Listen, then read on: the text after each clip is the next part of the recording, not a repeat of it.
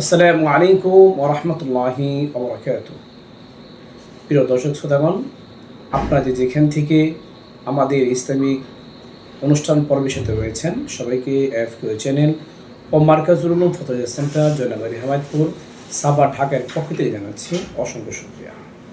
আজকে আমরা যে বিষয় নিয়ে আলোচনা করব তা হলো আল ইজতিহাদ মিনাল খায়র ফি আখিরিল উমর। শেষ বয়সে এসে ইবাদত বাড়িয়ে দেওয়া। যখন একটা মানুষ শেষ বয়সে উপনীত হয় তখন কিন্তু দুনিয়াবি কাজ স্বাভাবিকভাবে মানুষ কমিয়ে দেয়। আল্লাহ তাআলার ইচ্ছা হলো মানুষ দুনিয়াবি কাজ কমিয়ে দিয়ে আখিরাতের কাজ বাড়িয়ে দিবে। এই জন্যই কোরআনে কারীমের জায়গায় জায়গায় আল্লাহ রাসূল সাল্লাল্লাহু আলাইহি সাল্লামের শেষ বয়সের সময় বিভিন্ন আয়াত নাজিল হয়েছে, যেগুলো দ্বারা আল্লাহ নবীকে কথা বোঝানো হয়েছে আপনি বেশি বেশি তাওবা, ইস্তিগফার, ইবাদত আপনি বাড়িয়ে দিন। যেমন সূরা নাসরের মধ্যে আল্লাহ রাব্বুল আলামিন আল্লাহ নবীকে লক্ষ্য করে বলেছেন, ফাসাব্বিহ বিহামদি রাব্বিকা ওয়াস্তাগফির। আপনি আপনার প্রভুর জন্য তাসবিহ পাঠ করুন, ইস্তিগফার করুন। নবীর গুনাহ ছিল না, তদুপরি আল্লাহ নবীকে ইবাদত বেশি বেশি করার জন্য এবং ইস্তিগফার করার জন্য আল্লাহ পাক রব্বুল আলামিন আদেশ করেছেন। নবীর গুনাহ ছিল এই জন্য নয়, বরং নবীর মর্যাদা বৃদ্ধি করার জন্য এই আয়াত নাযিল হয়েছে। যার গুনাহ থাকে না সে যখন তওবা করে তখন তার মর্যাদা বৃদ্ধি হয়। আল্লাহ নবীকে যেভাবে এই আয়াতের মধ্যে আল্লাহ রাসূল সাল্লাল্লাহু আলাইহি সাল্লামকে নির্দেশ করা হয়েছে, একইভাবে যদি আমরা গুনাহমুক্ত হয়ে এই কথা মনে করি যে আমাকে ইস্তেগফার বেশি বেশি করতে হবে, আল্লাহ থেকে আমাদের রুজু হতে হবে, তখন আমাদের মর্যাদাও বাড়বে। গুনাহমুক্ত ব্যক্তি যখন তওবা ইস্তেগফার বেশি বেশি করে তখন তার মর্যাদা আল্লাহ পাক রব্বুল আলামিন বাড়িয়ে দেন। এই প্রসঙ্গে আল্লাহ পাক রব্বুল আলামিন সূরা ফাতিরের ৩৭ নম্বর আয়াতের মধ্যে আল্লাহ পাক রব্বুল আলামিন ওই সময় এই আয়াত নাজিল করেছিলেন যখন কাফির বেঈমানেরা কাল কিয়ামতের ময়দানে আল্লাহ তাআলাকে লক্ষ্য করে বলবে, আল্লাহ আমাদের যদি হায়াত বাড়িয়ে দিতেন, আবার দুনিয়াতে পাঠাতেন, আমরা আগের চেয়ে আমরা ভালো হয়ে যেতাম, আমরা নেক আমল করতাম, কুফরি ছেড়ে দিতাম, আমরা শিরিক মুক্ত জিন্দেগি করে আপনাকে ডাকতাম। এই প্রসঙ্গে আল্লাহ পাক রব্বুল আলামিন পরবর্তী আয়াতের মধ্যে অর্থাৎ সূরা ফাতিরের ৩৭ নম্বর আয়াতের মধ্যে আল্লাহ পাক বলেন, আওয়ালাম নুআম্মিরকুম মা ইয়াতাযাক্কারু ফীহি মান তাযাক্কারা ওয়া জাআকুমুন নাযীর। আমি কি তোমাদের হায়াত বৃদ্ধি করে দেইনি, যেই হায়াতের মধ্যে, যে দীর্ঘ হায়াতের মধ্যে তোমরা চাইলেই সতর্ক হতে পারতে, এমনকি তোমাদের কাছে ওয়াজাআকুম নাযীর, তোমাদের কাছে ভয় প্রদর্শনকারী নবী, সাহাবী, তাবিঈ, তাবিঈ, উলামায়ে মুতাআখিরিন, উলামায়ে কেরাম এসেছিল, দায়ীরা এসেছিল, কিন্তু তোমরা সেই সুযোগ গ্রহণ করনি। তাদেরকে তোমরা বিভিন্ন ধরনের কটু কথা বলে তাদেরকে তাড়িয়ে দিয়েছ। এই জন্য আমাদের শেষ বয়সে আমল ছেড়ে দেওয়া নয়, দুনিয়ার মতো কাজ ছেড়ে দেওয়া নয়, বরং ইবাদত আরও বেশি করতে হবে।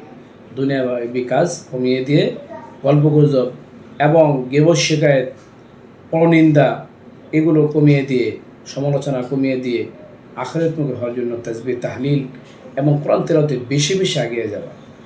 একটা সময় আফসোস করলেও কাম হবে না।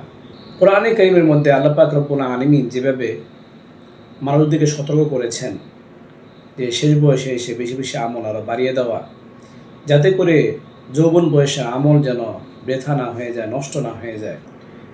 আল্লাহ রাসূল সাল্লাল্লাহু আলাইহি ওয়াসাল্লামও একইভাবে হাদিসের মধ্যে উম্মাহ যেন শেষ আমলের উপর নির্ভর করতে পারে, এই জন্য আল্লাহ নবী বলেছেন, ইন্নামাল আমালু বিল খাওয়াতিম, শেষ আমল নির্ভরযোগ্য।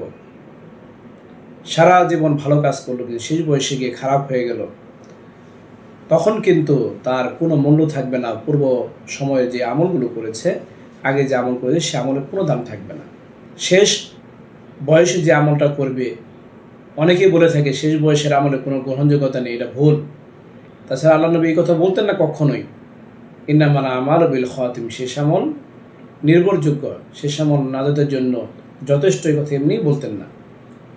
এই জন্য বলেছেন যে মানুষ যে কোনো মুহূর্তে গুমরা হয়ে যেতে পারে, কিন্তু শেষ বয়সে যদি সে ঠিক থাকে, সহি আকীদার উপর থাকে, তাহলে তার সে আমল তাকে জান্নাতে নিয়ে যাবে, কবর আযাব থেকে তাকে তাকে মুক্তি দিবে।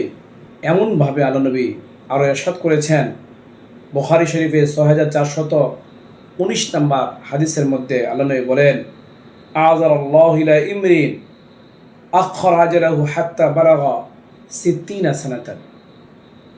আল্লাহ নবী ইরশাদ করেন, আল্লাহ পাক রব্বুল আলামিন উম্মতকে হায়াত দিতে দিতে এমন একটা পর্যায়ে আসে তার বয়স 60 পর্যন্ত চলে আসে। তাহলে সুযোগ দেয়, আযারা মানে সুযোগ দেওয়া।